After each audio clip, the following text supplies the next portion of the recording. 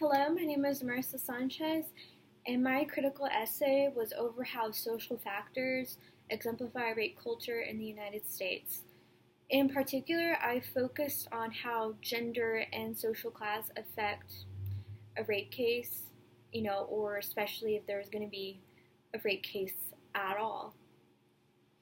I wanted to focus on this topic because, especially with recent events such as the Stanford rape case that had a upper middle class white male that was a champion swimmer who got a lenient sentencing because there was that social factor bias against him, even though what he did was clearly wrong. He still got away with it. My first point that I'll be talking about is gender, because gender expectations really do affect sexual assaults, because men, they are, socialized to be tough, they're socialized, to want to sleep with a lot of women, and women are supposed to be, conservative and meek, and are supposed to, watch what they wear, watch how they drink, when men don't really have to worry about that.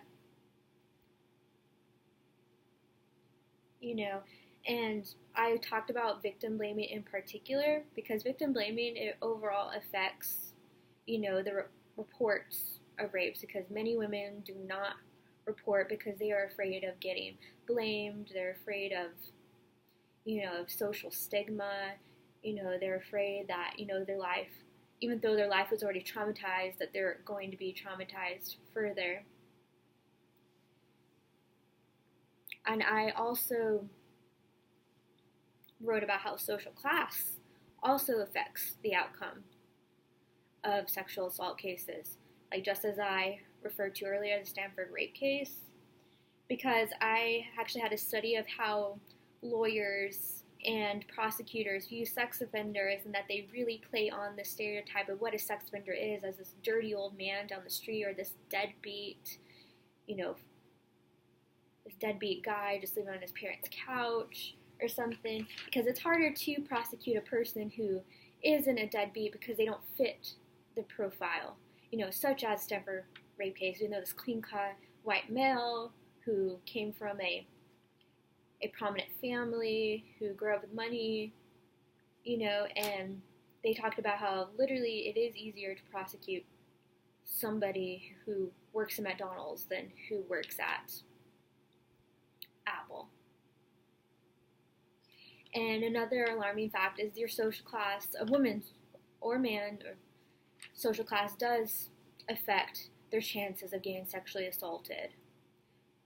Because some, sexual predators will seek out a victim who they think is lower than they are, and especially if it's in terms of class, they'll form a relationship with them, start showering them with gifts, showering them attention, because they want that power over the person, and then your social class really can affect your chances, even though this is a very cold, hard reality of it.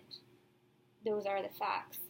But in the end of my essay, I wanted to really go over sexual assault prevention, how both men and women need to be equally educated about their resources, offered in their local city or in their school, and that men should be educated on to know, what is consent, what is okay. Because I also read, that most men don't know the legal definition of rape. Even if a girl is oh, no means no. Yeah, but, sometimes the girl, can't speak. They just freeze. And, and it can still be classified as rape. And I feel like if we, took a stance and made an effort to teach everybody about, victim blaming, this rape culture that we live in, then it would lower this crime. And thank you for taking time out of your day to watch my presentation. And I hope this presentation was very informative for you. because it was for me.